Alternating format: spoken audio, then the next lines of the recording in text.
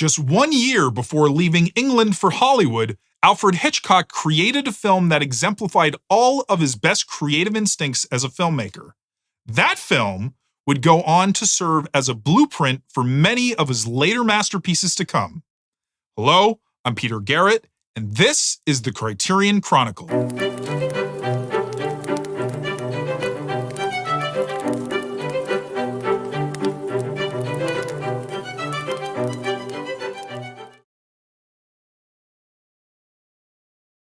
Welcome to the Criterion Chronicle. I am your host, Peter Garrett. The Criterion Chronicle is the chronological journey through the Criterion Collection, starting from DVD spine number 1. Now, the third stop on our journey is Alfred Hitchcock's incredibly fun and charming train mystery, The Lady Vanishes. Now, The Lady Vanishes is about a young woman, Iris Henderson, played by Margaret Lockwood, who meets an old lady, Miss Froy, on a train through the Alps. When Miss Froy suddenly disappears, Iris attempts to find her, but discovers no one else on the train seems to recall the old woman having ever been aboard the train at all. So now, as I said in the opening, this film would be one of Hitchcock's last that he made in England before he moved to the United States. So he would actually make one more film after The Lady Vanishes called Jamaica Inn, but that one is a much less remembered work. So a lot of people look at The Lady Vanishes as his last and probably his best. Some people would say his best British film before he left. So because The Lady Vanishes was a point where he had definitely matured as a filmmaker, and he was really getting into that zone of where he would later on become known as all of his standard filmmaking techniques and everything, and his storytelling, all of that. Like Lady Vanishes was that foundation. So the Lady Vanishes incorporated many of the trademark Hitchcock tropes that he would become known for, which is something that I'm going to discuss in greater detail throughout the episode. So some of those being that the story takes place in one primary location, which is a train, the distortion of reality and playing with the main character's sanity, the main character being drawn into a situation unexpectedly or kind of against their will. So because Iris's character is not she's not active in the sense where she's drawn into it because she wants to be. It's more like she kind of has to be. And of course, one of the things that Hitchcock became most famous for was the use of a MacGuffin. So, which I'll talk about more what a MacGuffin is later. But what's interesting though is how in this movie the MacGuffin is something that is a little different than what is typically associated with that element in a film. So The Lady Vanishes actually serves almost as a film with two concurrent narratives, with the main story being about the disappearance of Miss Froy, but then there's the secondary story being a romance between the main character Iris and the lead male character in the film, which is Michael Redgrave's very charming, musical, roguish character, Gilbert. So, and what I like is the fact that, unlike other Hitchcock films where the love story is essentially, it's doomed or it's fractured or there's, problems with it, like in Vertigo or Notorious or Rebecca, The Lady Vanishes is a much more traditionally optimistic and enjoyable love story. So there's a sense of fun and with the character interactions and how they come together and how the circumstances bring them together in this mystery. So the fact that this mystery kind of serves as as what brings them to each other. So and when you watch it, it makes you wonder if due to this being early in Hitchcock's career, if he was just more hopeful when it came to romance. But then again, I mean, who knows? Maybe it's because in his later films, the the romance or the love stories and the romances and it served more dramatic conflict purposes, whereas in this one it's the romance part doesn't really do that.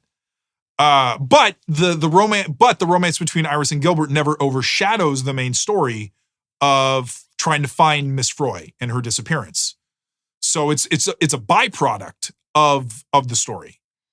So and then one thing about the film that is actually unique to it though is how it's one of the few Hitchcock films, and it's probably one of my favorite elements of the film, which is how it incorporated a lot of comedy into the story. So which, his films had little bits here and there, but this one actually has a lot of comedy. And the film has two characters named Charters and Caldecott, which I'll talk a lot about more later, but they serve as the kind of continual comic relief throughout the entire film. And what's interesting is that the characters actually would prove to be so popular that they would go on to be they would play these characters in other films that some of them were not even related to this one. So one of them, which is called Crook's Tour, which is actually on the Criterion Blu-ray as a special feature, and it's a fun little movie. It's not as good as Lady Vanishes, but it's still, if you like the characters, you'll like that film. So, but again, it's rare because most of Hitchcock's most famous works, like Vertigo and Psycho and The Birds, contain virtually no humor in them at all. So, which and that's not a criticism. Not all films need humor in them. And frequently, in my opinion, misplaced comedy can hurt a film. If you force comedy, like that's something that a lot of movies, like Marvel films, for instance, or other films, when they force the humor in it, it detracts from the story, in my opinion. So because it's them just trying to make a joke, which you're like, okay, but whereas, but thankfully the humor of The Lady Vanishes never becomes intrusive or distracting. So the comedy is very precisely utilized at the right moments. So, and another aspect of the film that I find interesting is its proximity to the start of World War II, which doesn't directly serve the story, but it serves as kind of this simmering kind of ominous undercurrent to the film's plot. So the plot doesn't necessarily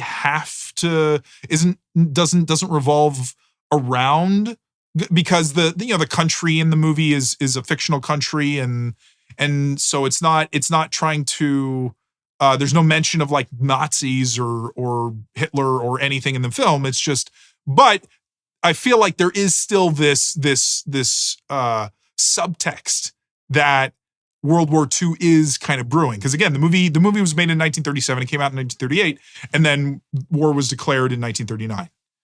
So, but and Hitchcock was able to weave multiple elements of that seamlessly into the story, and I think it's because but all of those things that he was able to do it because he set the film in one main location.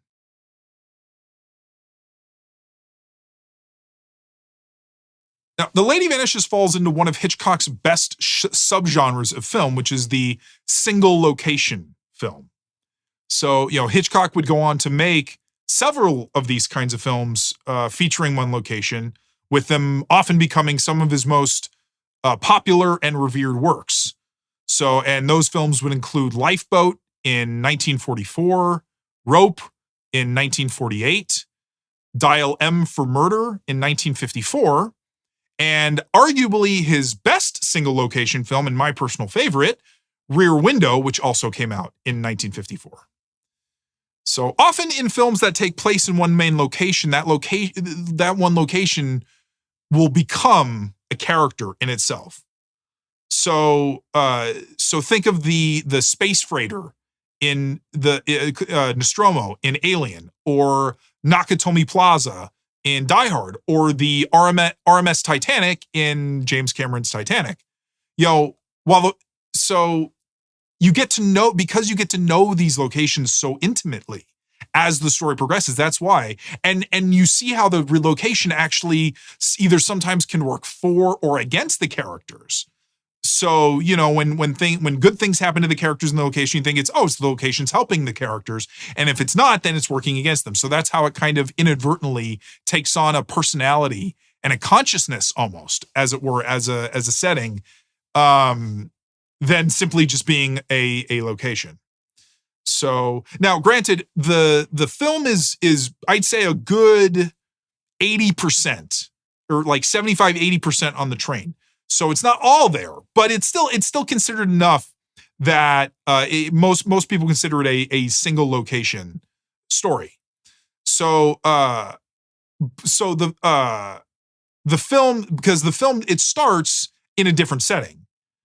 It starts at a small village in the mountains, and then at the very end, it takes place in London. But as I said, a majority of the film is on the train. And I think, because in the Lady Vanishes, because we never leave the train, I think that we feel just as trapped as the characters are. So because, when a film utilizes one main location, it allows for more focused storytelling. Because the story doesn't have, these external elements that might cause disruption in the narrative. It never so for instance, the film never leaves the train to show what's going on in London or back in the village or in somewhere else. Everything is focused on all the characters and what's going on in the train. So from the moment Iris begins searching for Miss Froy, we become immediately invested in the search because the film never cuts away to a different place. So, or another storyline. So, and the brilliance of being able to use one location is being able to use the location creatively to move the story. So, we learn the layout of the train as Iris is searching for Miss Froy. So, which in essence allows us to get to know the train as a character. We're seeing the different parts of it. So just like as John McClane is going through Nakatomi Plaza throughout the building, and we're discovering more parts of the building, as Iris goes through the different train cars, and meets different characters, we get to see the different parts of the train. So, and I think, and I don't know if this was done deliberately or not, but I think that, each section of the train represents an important plot point or occurrence in the film. Like, so each train isn't a frivolous, location that's just there to be there.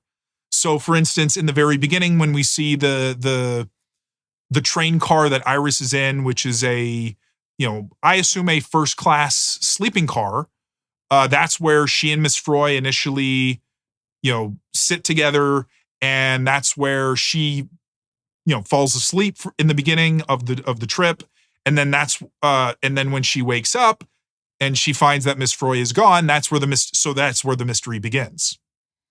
So, and then that cabin becomes a very kind of core location. That's probably the most common location in the film. Is that or at least one of them, at least in that part, because that's kind of, that's where, the other passengers are that we see with Miss Froy, but who then claim that they never saw her. So, and then you have the third class car, which is where Iris reunites with Gilbert. And that's when he becomes involved in the search. We meet Gilbert in the inn in the very beginning, but I'll talk about that scene a little later. But it's in the third class car where they meet again, and then that's where Gilbert gets brought on to the mystery, and it is now a 2-person search for Miss Froy and not a single person search. So, and then you have the baggage car, which is where the where the pair, where Iris and Gilbert end up finding the first tangible piece of evidence of Miss Froy, which is a pair of glasses that she had. So, and it's also where we have a confrontation and a fight scene with another one of the passengers, whose name is Signor Doppo, who in the beginning, who when we first meet him, we just think of him as this, this kind of just another passenger, but he ends up being a much more important character. But yeah, that's where the, for a film of this nature, the fight scene is a big moment. And then the final car that we get to see, and this is probably the most important car, is the dining car, because this is where all the most important scenes take place. So in the dining car, this is where Iris and Miss Froy first have tea together, and that's, we get to know that, Miss Froy a little bit, but that's also where Hitchcock starts to set up some of the clues that are going to come in later. So for instance, like the tea that she drinks, or or when she writes her name on the window. So also, this is, the dining car is where the scene with Dr. Hartz ends up trying to poison Iris and Gilbert. And then finally, the dining car is the scene of the final climax, where Miss Froy escapes, as well as the shootout with the authorities outside of the train. So, and then we even get to see the train's engine, because after, during the shootout, Gilbert and Caldecott, as a means to try to get away, they get to the engine part, and so that they can save the rest of the people of the group from the attackers. So each location has a very specific reason for being there, and a strong purpose. So the setting of a moving train, I think, also adds excitement to the plot by creating moments that just reveal more clues and add more peril to the characters. So I said earlier, that there's a part when Miss Froy writes her name on the window, and so when Iris sees Froy written on the window, it proves that she's not crazy. It proves, to her and to us, in a way, that she's not misremembering things. So, and the same thing with when Gilbert sees the tea packet, when one of the cooks is throwing out the trash, and the tea packet gets stuck on the window for a moment, and Gilbert sees it, and he sees that sees that Iris was telling the truth. So, because up until that point, Gilbert might have just been kind of humoring her because he liked her, because he was interested. But now he saw that there's real evidence, and so that now gets him fully on board on the mission to find Miss Froy. So, and then there's there's a couple of external, sequences on the train, so that also create more excitement. Which is, there's a moment when Gilbert has to jump from one compartment, one room to the next. So he has to go outside of the train because he doesn't want to be seen by the conspirators or Dr. Hartz on the outside in the train compartment. So, he has to do this very, dangerous transfer from one window in one room, stateroom or train room, to another. And then during the final escape, we're with Gilbert and Caldecott. There's a part where they have to rescue a nun who was initially part of the group of conspirators to take Miss Froy, but she ends up switching sides and becomes an ally, and she decides to help them, but they have to help her to get back on the train after she is shot while helping them. So there's a lot. So again, the train is utilized in so many ways that from a storytelling standpoint, from an action standpoint, that is, to me, is really enjoyable. So, and I think that single location films are also, they're very practical and efficient from a filmmaking standpoint. Because by keeping the narrative in one main setting, the screenwriter and the director can focus on refining the smaller details that might get overlooked in a larger film. So, and in The Lady Vanishes, this manifests itself in a way where each train car feels like a distinct, and layered location. Almost, in my opinion, like each car represents different human emotions. So I think that, for instance, I think the dining car is for relaxation and safety. I think that the third class car is for merriment and happiness. The baggage car is curiosity and determination, and an investigation. And then, the first class sleeping car is the fear and the paranoia and the danger that occurs. So, and then lastly, the engine is, is I think, like the courage and the bravery. So, and that's something that I didn't really think about that until this was because I've seen the movie multiple times. The idea that each train car had, in my mind, its own kind of distinct emotional representation, I thought was something that just made sense because of the nature of how each location interacts with the story at each time that it does. So, and one of the most effective ways I think the single train setting works so well is because of how it heightens the sense of claustrophobia and paranoia for Iris.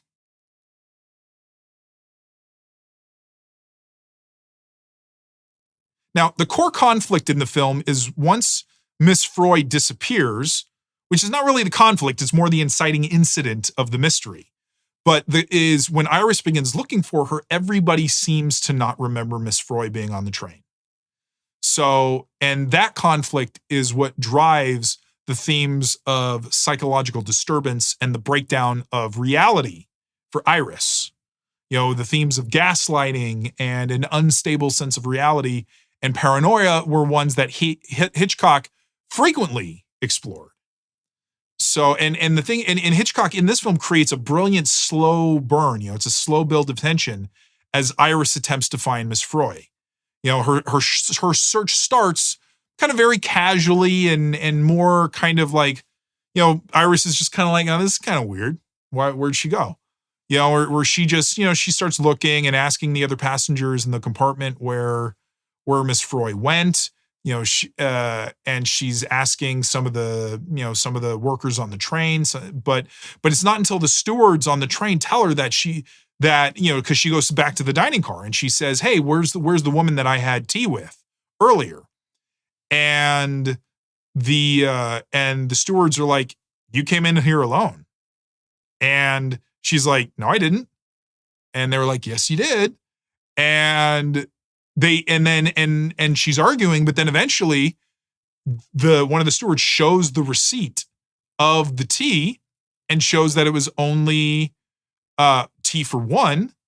And then that's where the panic starts to set in Iris, because now it's not just, oh, well, why are these people just, kind of acting like they don't remember, that, okay, well, maybe these other people don't remember her.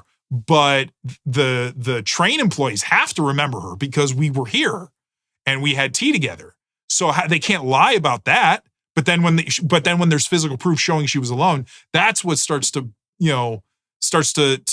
kick it into her head that, okay, something is not right. And so and then it keeps building, where she's searching and she's, and by this time she's enlisted Gilbert on the search with her. But where it really hits the hardest for Iris is when the conspirators attempt to pass off an imposter as Miss Freud. So, the character of Senior Dapo comes and says, "Hey, your friend is back." And she's like, oh, okay, great. And then she goes back to her train compartment. And then all of a sudden, the woman turns around slowly and gives this kind of almost like devious looking smile. And it's like, that's not her. And you're trying to pass this. And we know that's not her. So, but then, and so for Iris, the confusion and the suspicion and the desperation to find Miss Freud, just it builds and it builds and it builds. And then it finally reaches, kind of a breaking point where she's on the edge of her sanity when she is, which is after actually when she sees the clue, when she sees Freud on the window in the dining car, because she's talking to Gilbert and you think maybe she's at a point where maybe it was all in her head. And, but then she sees the Freud, on the window, and all of a sudden she's like, nope, I'm not crazy. She was here. It's real. So she starts kind of getting hysterical and saying to people on the train that something is wrong and that they need to do something. And eventually, in a kind of last ditch effort of desperation, she goes and pulls the emergency brake to stop the train. So and watching this, it hasn't, and it affects us as we watch this as viewers, because we know Miss Freud exists, and we know that Iris isn't crazy, but to see everyone else in the film deny that can make us question our reality as well, because there are movies that we watch where reality is played with, and we might think that we know what's going on. David Lynch does this a lot, where he plays with reality, and he would play with reality in very unique ways, or other, a lot of other psychological thrillers will do that. So the idea being is like, was Miss Freud a figment of Iris's imagination, like say Tyler Durden in Fight Club? So, but the thing is, because Hitchcock, the thing is, and because Hitchcock does sow a seed of doubt in the film, because right before Iris gets on the train, a planter like container falls on her head, and that we see was probably meant for Miss Freud, but it hits her. But because it hits her in the head, the accident serves as a mechanism for us to question Iris's reality. So it's like, so it makes you wonder. It's like, okay, is everything post the planter hitting her in the head, is this now all real or not? Like, because again, there are movies that will do that.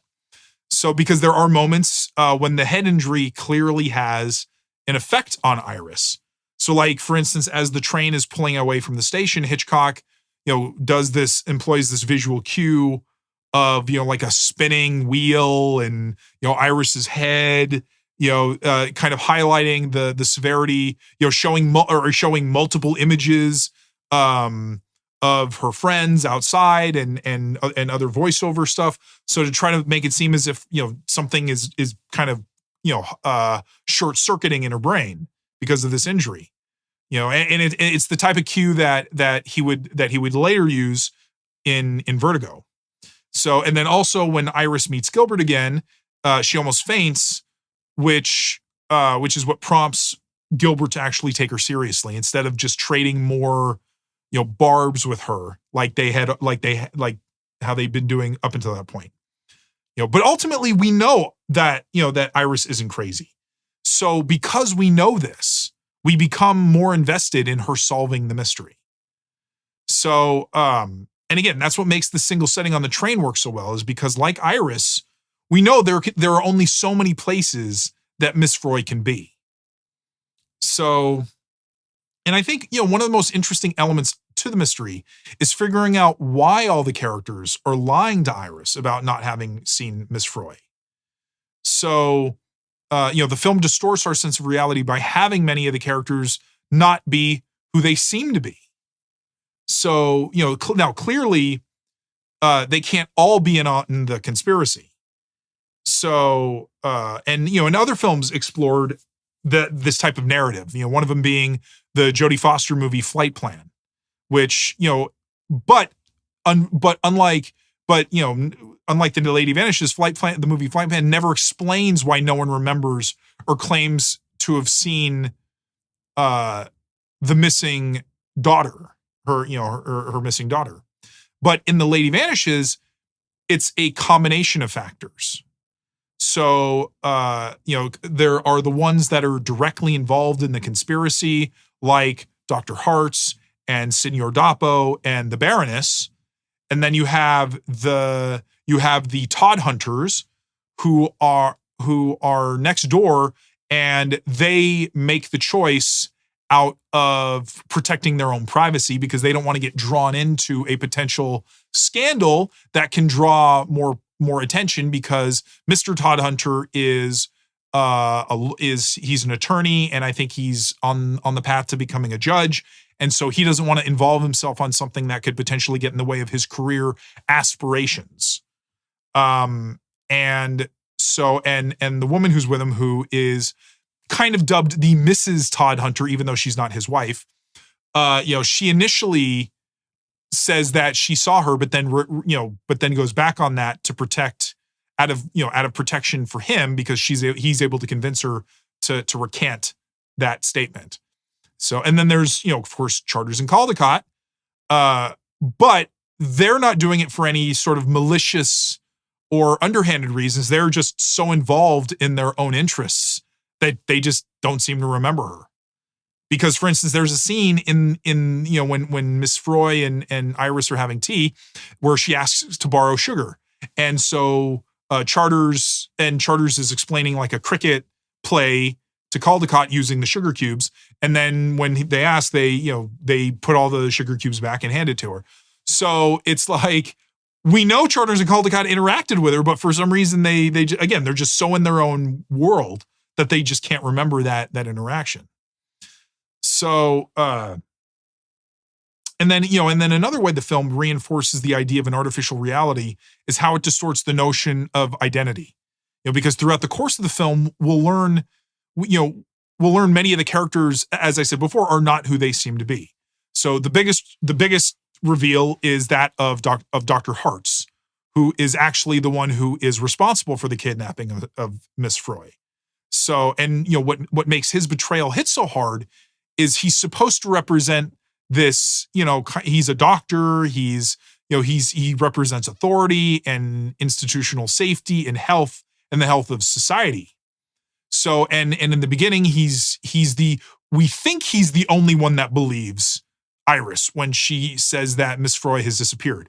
And he tends to be the one who's the most sympathetic and understanding and listens to Iris, as well as Gilbert, but because he's a doctor, we think, oh, well, here's institutional reinforcement for what she believes. But then when it comes out that he's the one who did it, we're thinking to ourselves, oh no, guess he's not the guy that he needs, that we thought he was.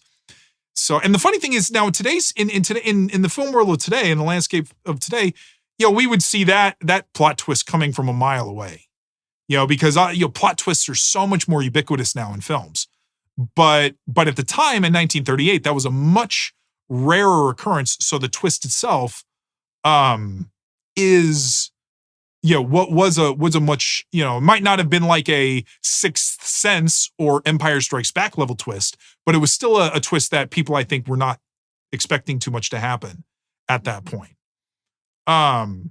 So, and one of the best, or one of the most, tense scenes in the film is when Dr. Hartz tries to drug or try to poison Iris and Gilbert. They're in the train car and he orders some, I think it's brandies. And, but the reason why it's such a great scene is because of the way that, is because Hitchcock chose to film the scene in a way that was very unique. So, Hitchcock had seen many films depicting, a poisoned glass or a drink where the common stylistic choice was to have the characters bring the glass to their lips to drink, and then they would take it away at the last minute. And then they would do it again, and then it would go back again. But Hitchcock did not want to do that. He didn't want to play into that same thing. So what he did was he kept the glasses on the table for a majority of the scene, but he would cut from 2 different angles of the glasses.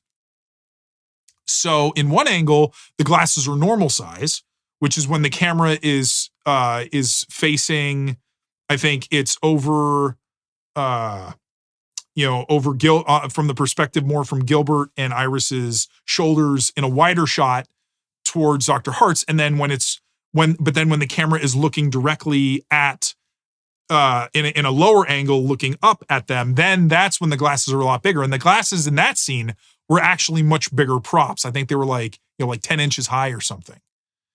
So, but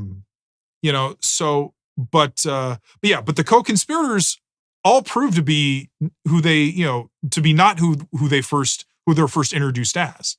So like Senior Dapo seems like he's a regular happy family man, but then we learn he's a magician, which also, ties into the theme of distorted reality. But his reveal culminates in the film's, fight sequence in the baggage car when he attempts to steal Miss Froy's glasses that Iris and Gilbert find. So, and then Gilbert has to basically, and Senior Dapo get into a fight with each other. And, Iris tries to help, but she's unfortunately not as helpful. Well, no, I don't want to say that, because she does actually end the fight by knocking a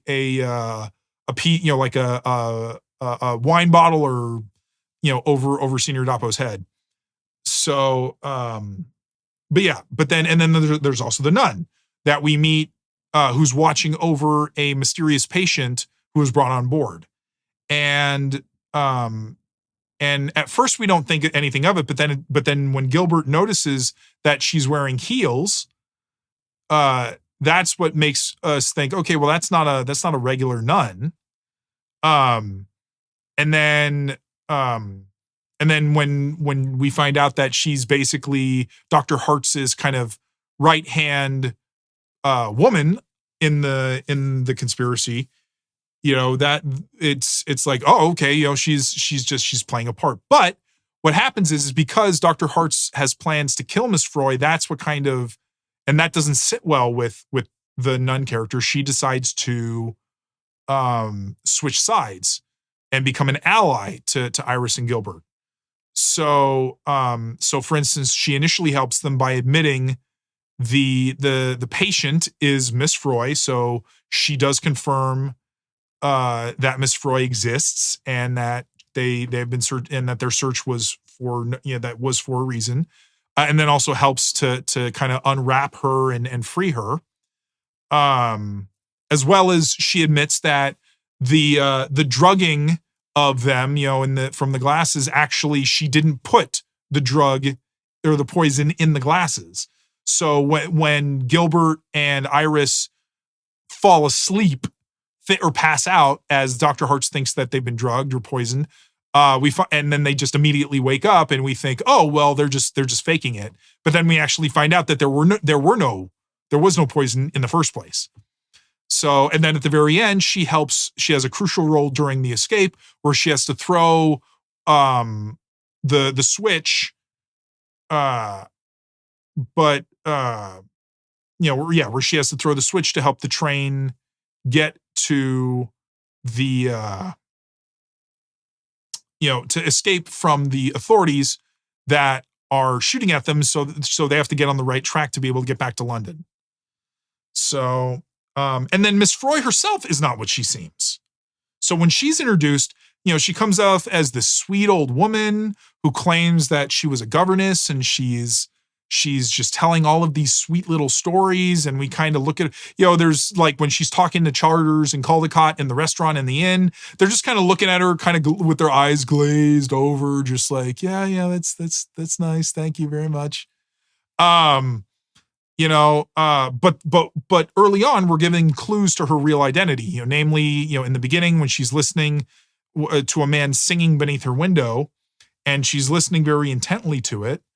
But then we ultimately find out that Miss Froy is a spy for the British government. So So, and again, which makes it more fun because it's like you see this old woman who's like in her 70s. What makes her the spy that the government's going to use? I mean, maybe because she is so innocuous as a person. So, but again, that's one of the other fun elements of the film. So, and then I'd say I'd say overall one of the most enjoyable aspects of the film is its ensemble.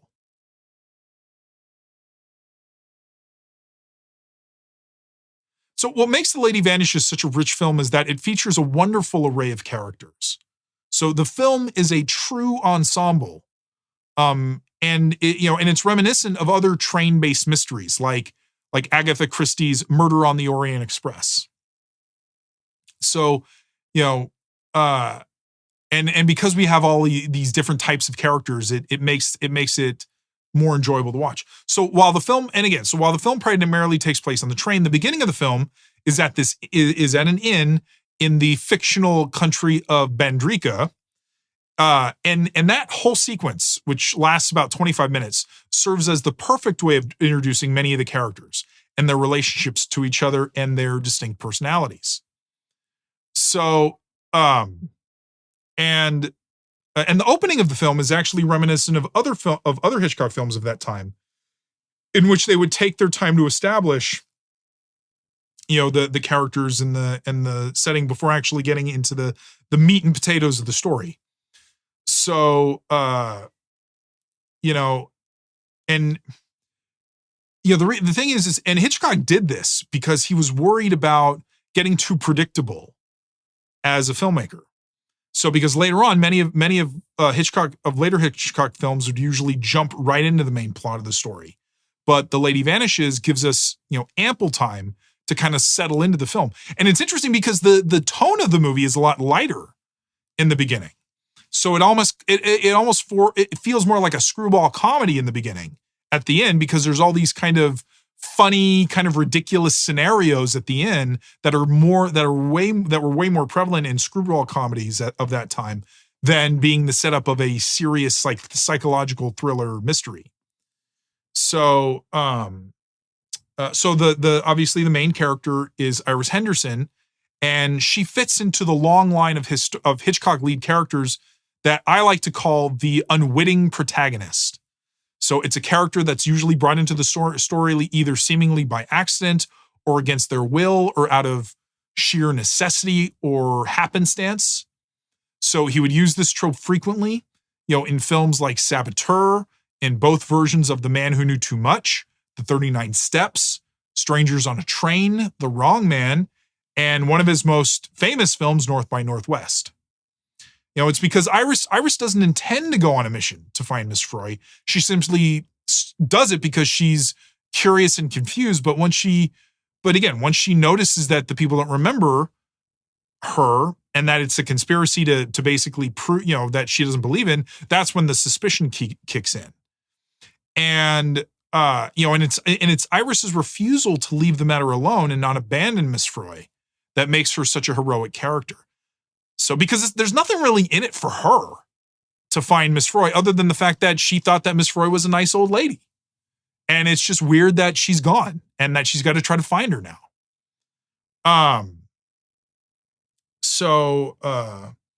But again, and I mentioned this earlier about how, but I'm going to talk about it now in more detail is, one of the things that sets this film truly apart from most of Hitchcock's filmography is the comedy. Most of his films always had very little to no comedic elements. And The Lady Vanishes, by comparison, is just brimming with fun.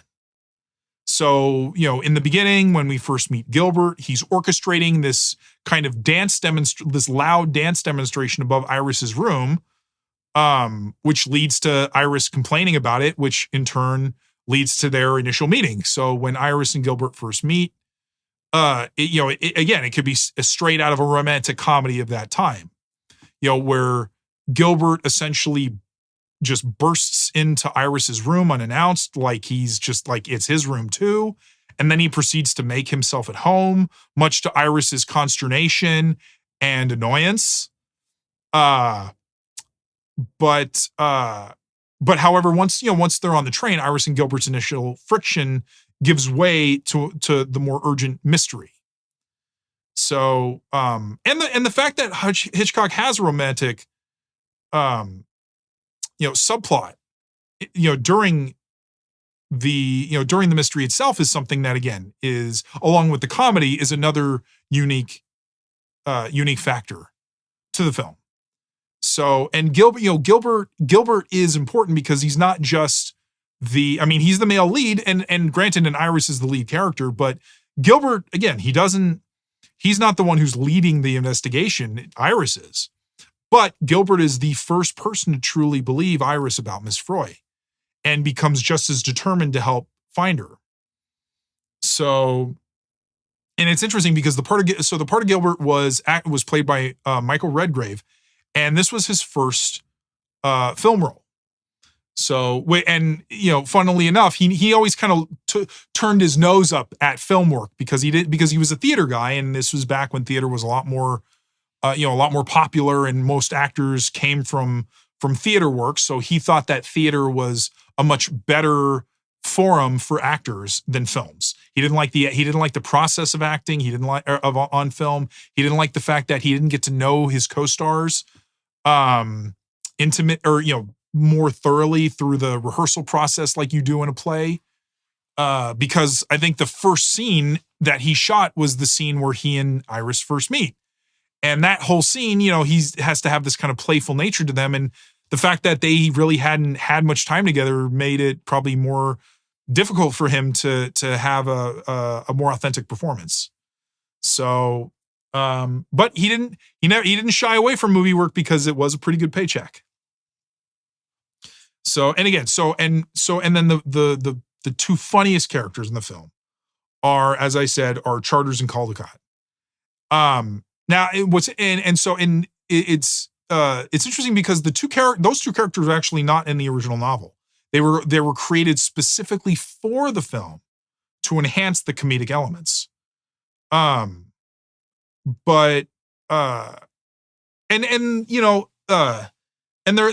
the characters aren't played for comedy the entire time. They're not only there to tell jokes. But right from the beginning, it starts in that way because they kind of go from one misfortune to the next. So, for instance, when everybody's stuck at the inn and everybody needs to get a room, the only room left by the time Charters and Caldecott, are able to get to the front desk is the maid's room, which is a cramped space with a single bed. And then later on that night, when they go down to the restaurant in the inn and they try to get some dinner, they find out that they're all out of food. And the fact that the characters are just constantly preoccupied with cricket. So, and the comedy continues with them almost again. They finally reveal themselves to be better than that. But like because during Iris's investigation, the Charters and Caldecott are just so involved in their own world that they don't even really notice what she's doing, or they look at it as kind of weird or kind of just silly. But once the train is under attack, they finally start to realize, okay, this is a serious situation. And they have to, and then but they end up becoming these reliable, heroic characters that defend the people inside and are fighting back. They're shooting back at the I don't know if they're soldiers or just policemen that are shooting at them, from the side of the road. But I like how the film doesn't just treat them as jokes, that eventually they do prove to be, good guys, and they're not going to just let things go, and they're not going to let these people get attacked or let these people get hurt or killed. So now, granted, though, it isn't until Charters gets shot that they finally believe the gravity of the situation. So the comedy still, the comedy still is there. And at the very end, because their whole mission is to get back to London so that they can see a test match a cricket test match. And then when they get to the station and they see a headline saying test match delayed, it's like, oh, all that for nothing. We went through all that for nothing. So, but again, and I said earlier that the characters returned in later films. So, so another film they did actually a couple years later with Margaret Lockwood, who played Iris, was actually kind of considered a quasi, spiritual sequel to The Lady Vanishes, which was a movie called Night Train to Munich, which was directed by Carol Reed, which is also in the Criterion Collection and is also a fantastic film. So, and then the final two characters that we meet at the end is the couple having the affair, the Todd Hunters. And now granted, they're decidedly more serious characters, and they end up being the most conflict-driven characters to each other. Where they're fighting with each other and arguing with each other. And it's because, their illicit affair makes Mr. Todd Hunter extremely hesitant to get involved in Iris's search, and doesn't want to get involved with it because it's going to be a potential scandal for him and his career. But then ultimately, though, Mr. Todd Hunter proves to be the opposite of Charters and Caldecott, where he's the serious character, but then he ends up proving to be the selfish and cowardly character in the final fight, because he's the one who's saying we shouldn't fight back and they're not going to hurt us. We're British. We're just going to bring bad stuff onto ourselves. If we just go out and surrender, they're going to, everything will be okay. And so when he goes out to surrender, he gets shot for his cowardice, essentially. So, but then even the smaller films, characters in the film get a few moments to shine. So again, back in the beginning, the innkeeper and the maid who work at the inn, they get a few fun scenes in the beginning, adding to the comedic tone. So, where the innkeeper is trying to help the people get rooms, or when he's trying to help Iris quiet down, when Iris complains and wants him to go quiet down the upstairs people, which is Gilbert. And then the maid, obviously, when the maid comes in to Charters and Caldecott's, to the room, that it's her room, but when she comes in and she finds them there, and she's just kind of smiling and being kind of almost flirtatious in a way, and she's changing and she's doing things that kind of make Charters and Caldecott, pretty uncomfortable, which also, is some fun, lighthearted, moments in the film.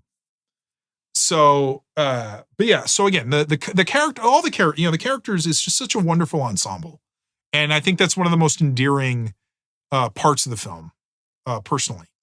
So, but the film overall came at a very pivotal point in Hitchcock's career.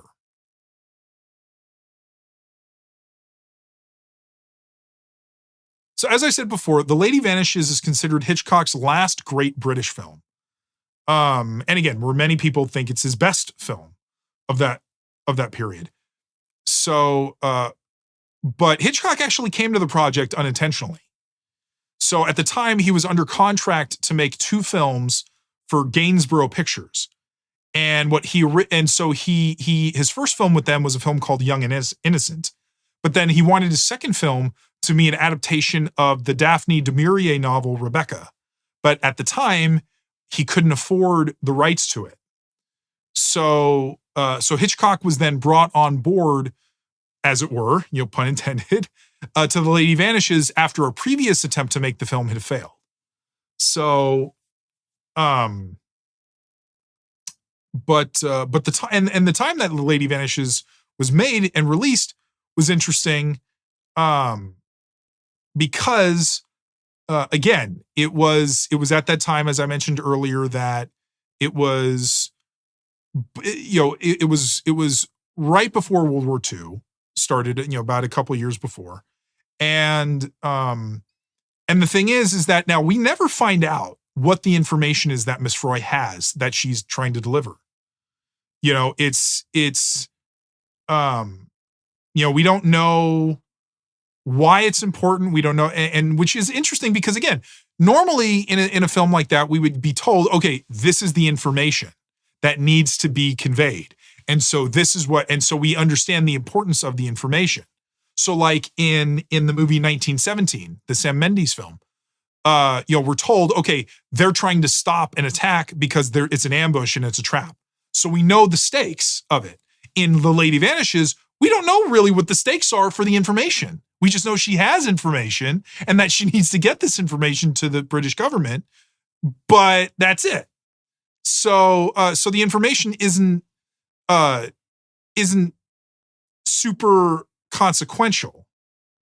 So, which actually plays into the nature of, is one of the common things that Hitchcock would use, which is a MacGuffin, which I'll talk about in a little bit, but just to wrap up this little part, I choose to believe that the information had something to do with the Nazis and Hitler, because this was at a time in history when European governments, especially the British government, were appeasing Hitler and trying to make it so there wasn't going to be a war.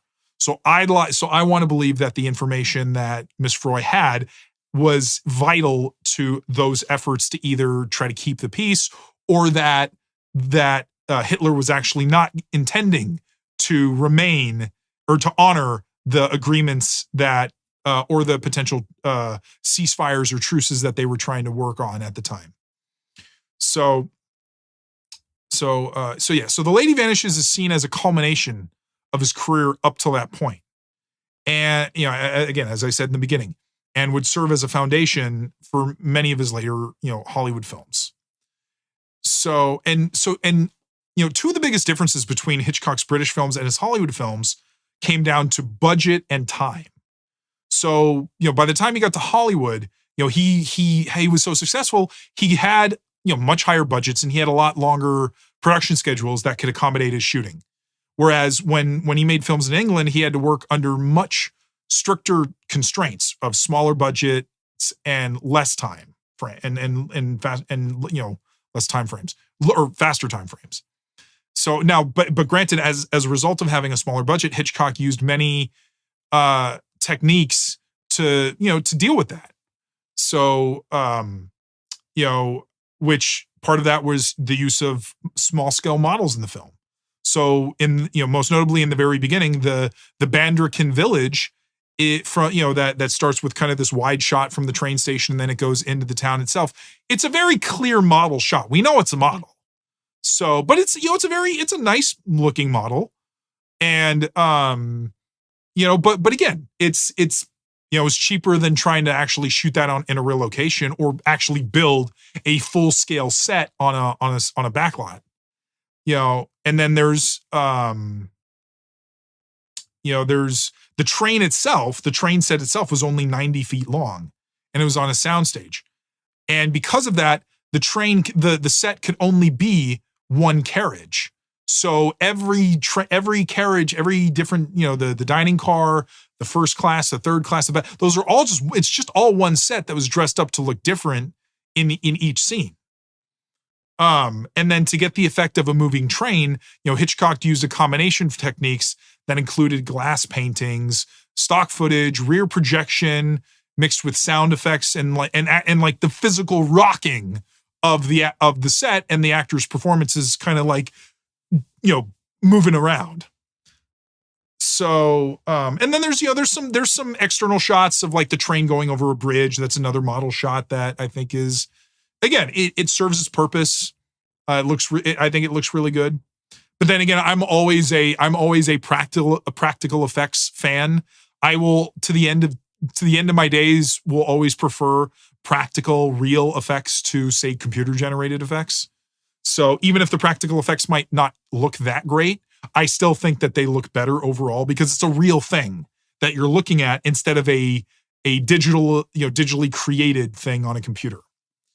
So, and Hitchcock became known for using a lot of recurring tropes in his films, which again, some of them I've already mentioned, but one of his most common and famous elements that he used was the MacGuffin. Now, a MacGuffin is a specific object or a person or event, something that drives the narrative of the film, but on its own lacks any sort of real importance or significance.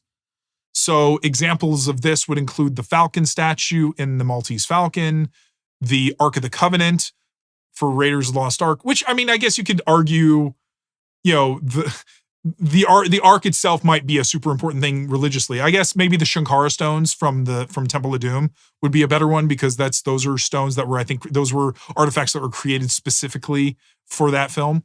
And then you have the Infinity Stones in the Marvel films.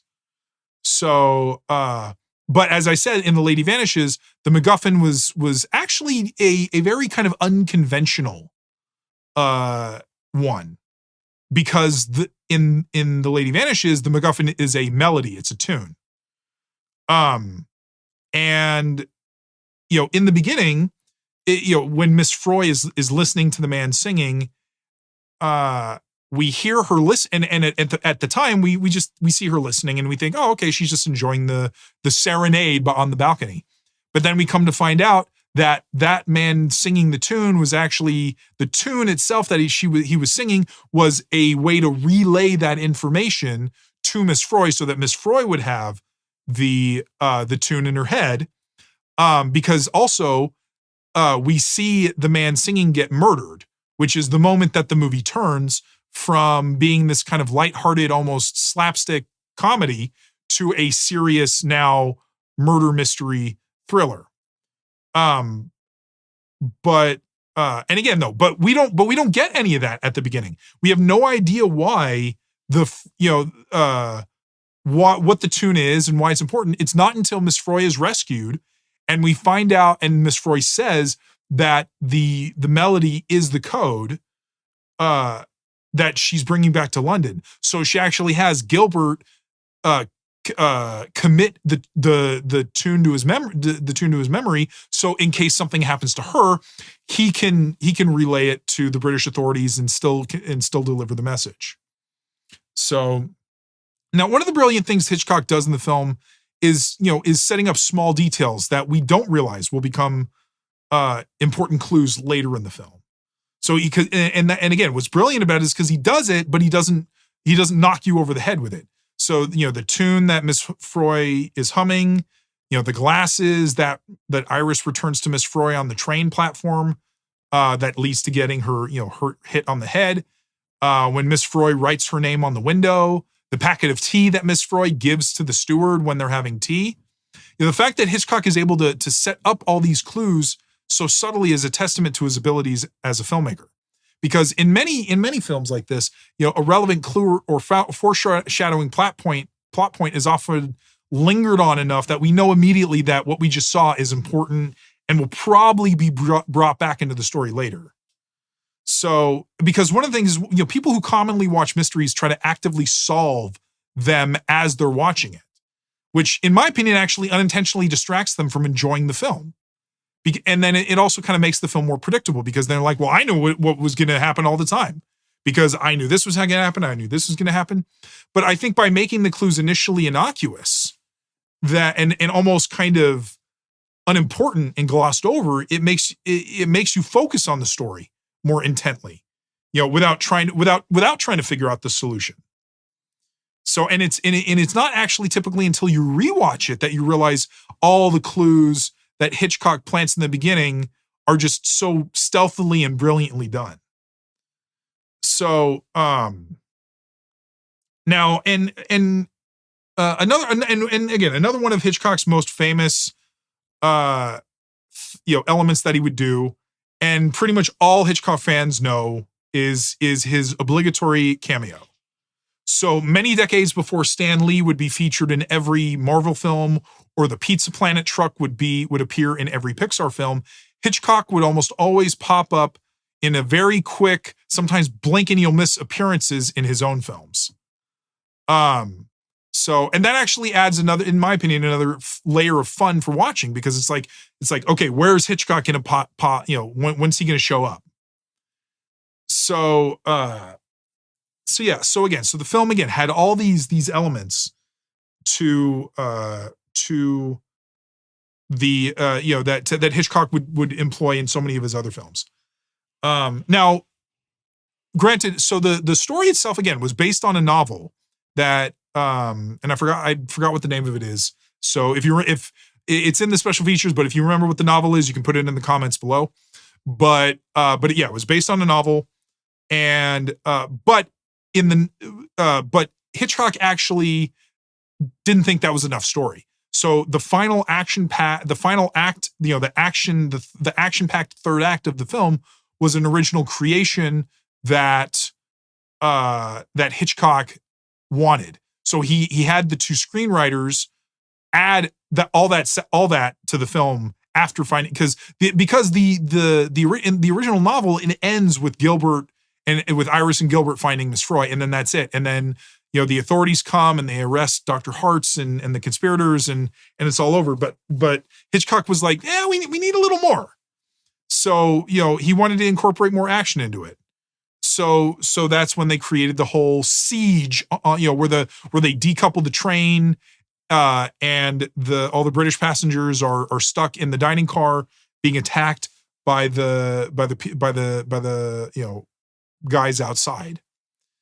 So, but it's cool because the Lady Vanishes actually ended up being a very influential film, overall. Mainly for its, the plot point of a person disappearing and then everyone around them claiming to not know them, and, as well as specific scenes and moments in the film. I already mentioned the movie Flight Plan, which is almost kind of a full remake of this, but then there were a lot of episodes of television and other films that incorporated a lot of the plot points, which I didn't, there were just too many that I could mention. So yeah, but again, it's not, and the reason I say it's interesting is because out of all of his films, it's not considered, people don't think of it as one of his more influential movies.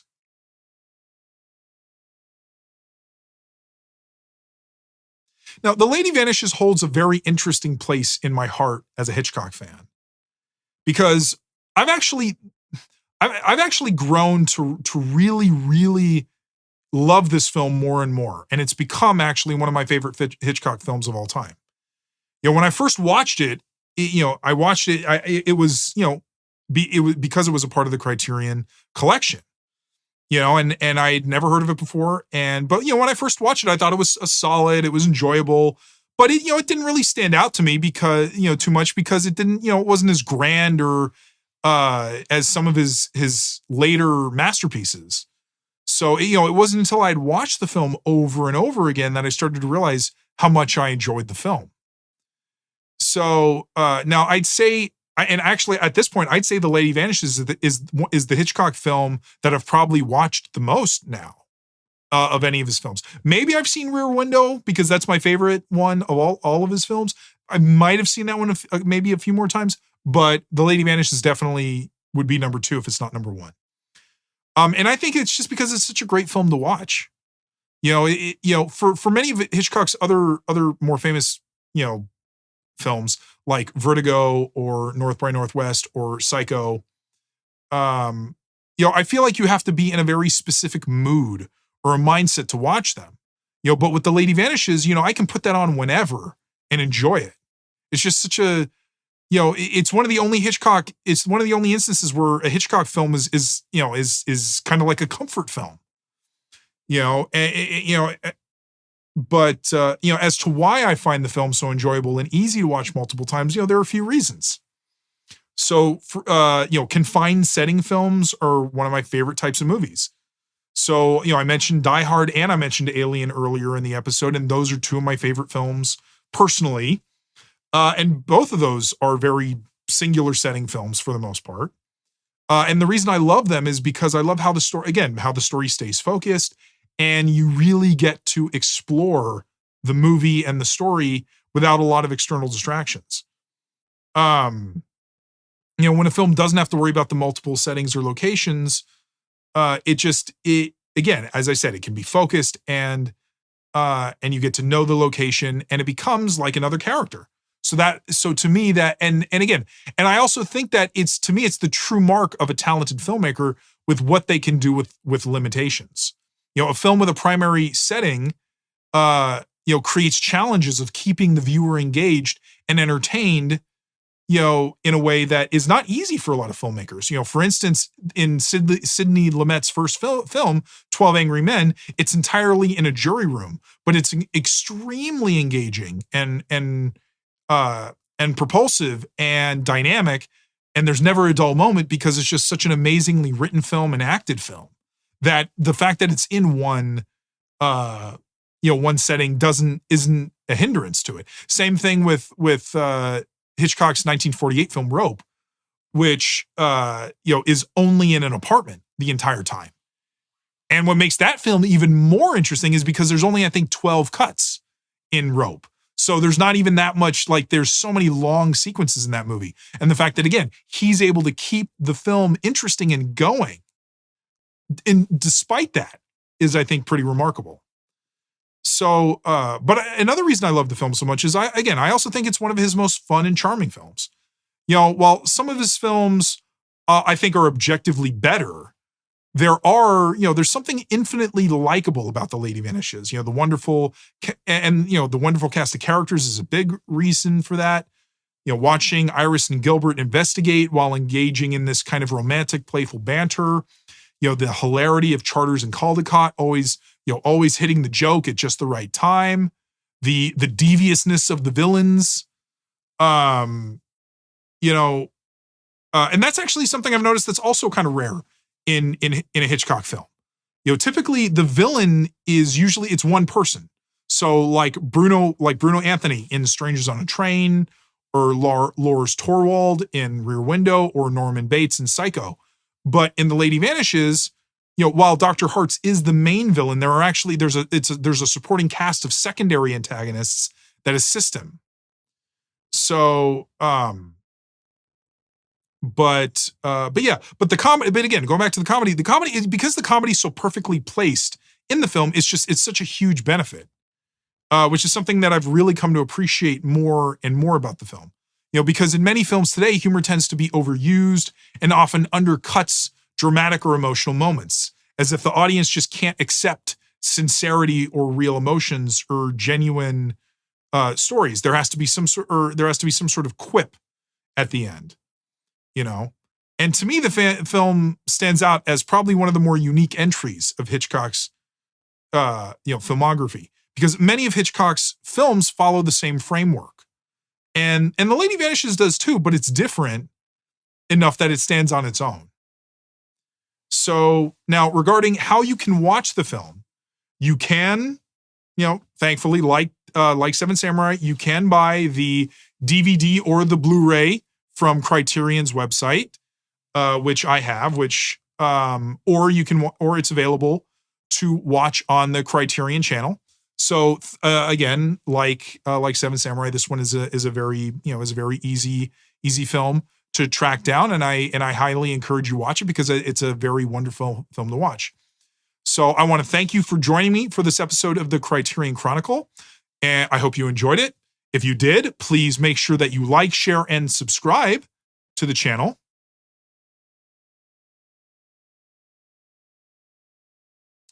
Up next on the Criterion Chronicle, we will be delving into one of Federico Fellini's most personal and autobiographical films, Criterion Spine number 4, Amarcord. So if you want to continue on this journey with me through the Criterion Collection, then make sure that you subscribe and hit the notification bell so that you never miss an episode. Take care, and I hope to see you next time.